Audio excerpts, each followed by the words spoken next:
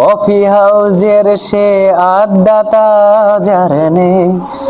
আজার নেই। কোথায় হারিয়ে গেল সোনালি বিকেল গুলো সে আজার নেই। লা লা লা লা লা লা লা লা লা লা লা লা লা। নিখিলেশ পেরিসে মইদুল ঢাকাতে নেই তার আজ কোনো খবরে।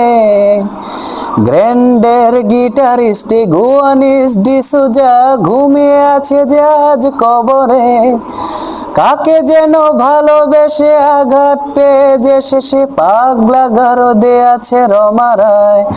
অমলটা ধুকছে দুরন্ত ক্যান্সার, জীবন করেনি তাকে ক্ষমাহার।